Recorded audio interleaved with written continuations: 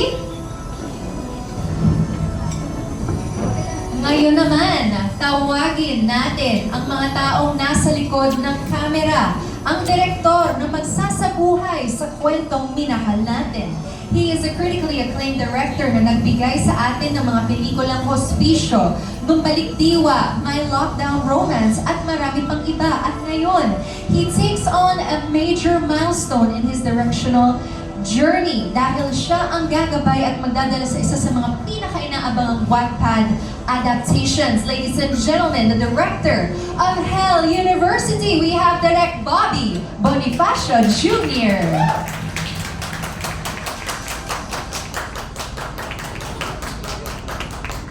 Hello po, magandang gabi po sa inyong lahat at salamat po sa pagsuporta ngayong gabi sa ating cast reveal ng Hell University.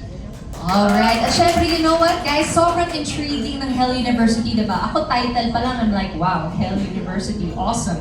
Parang ang daming tanong sa isip natin, ano ba talaga ang kwento sa likod ng mga lihim sa paaralan na yan? Kaya parang tulungan tayong ma-unravel ang mystery at mas maintindihan ang mundo ng Hell University. Let's hear it straight from the man behind the camera. Take it away, Direk. Magandang gabi po sa inyong lahat and welcome to Hell University. Isang malaking karangalan po na makasama ko ngayon ang nagsulat at nag-isip at lumikha ng mundong to. So ito po ay based on a web novel by the author Knight in Black na nasa tabi ko po ngayon, with over 179 million reads. So, Kib, please do the honors of introducing this world na nilikha mo.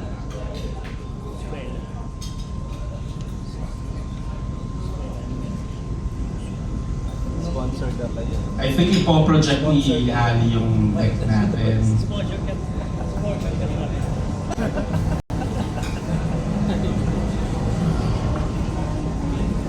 Okay.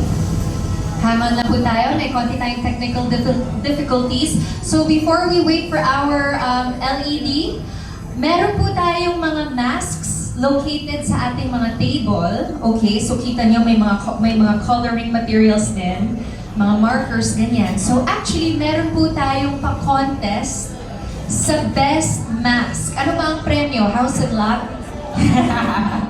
GC. Ito sa web novel, sa Wattpad, na sinulat ni Knight in Black, na ang dami-dami pong fans, over 179 million reads na siya so far.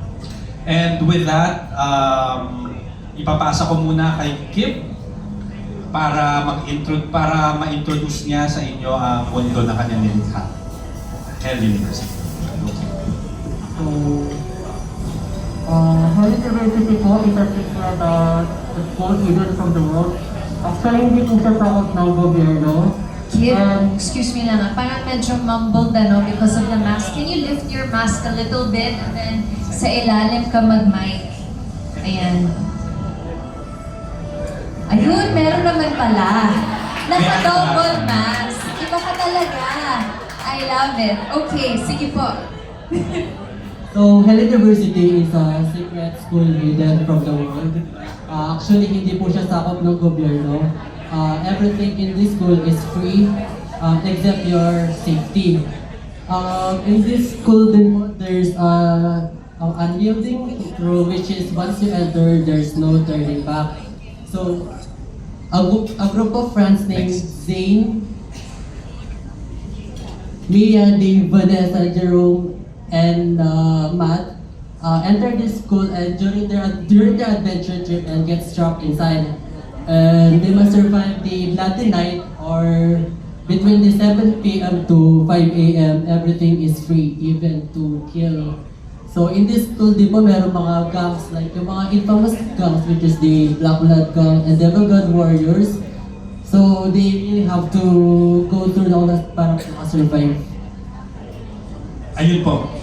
So, ito na yung unique sa university na to. Kada gabi, basta sumapit ang alas 7 hanggang alas 5 ng umaga, malaya ang lahat ng patayin ang kahit sinong gusto niya at makipagpatayan.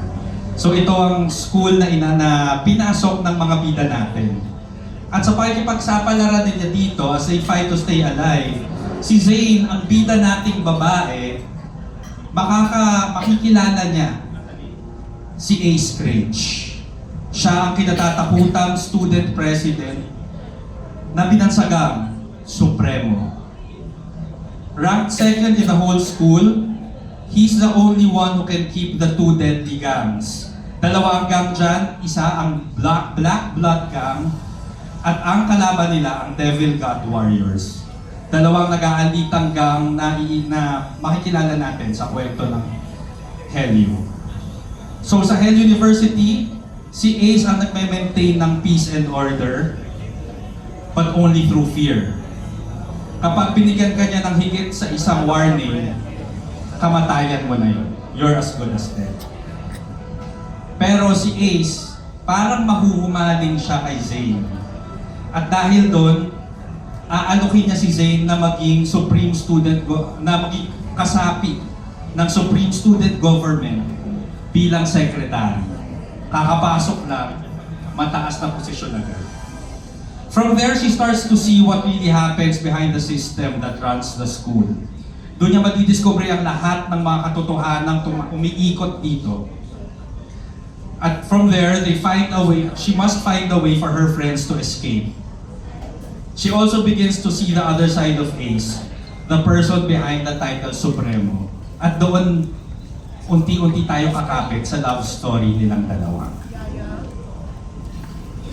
Pero paputungo din tayo palagi sa pagtakas nila mula sa Hell University. And to escape, everyone must work together to uncover the dark truth behind Madame Violet, ang pinaka-kontrabida ng Helio. She is the eerie headmistress. At sa masamang sistema na ginagamit niya para sa pagpapalakad sa eskwelahan ito. They must be smart, they must stay strong, and watch their backs. Because in Hell University, curiosity can kill, and survival is never guaranteed. Yan po ang kwento ng Hell University at gusto ko pong magpasalamat sa Viva for trusting me in directing this series. Thank you so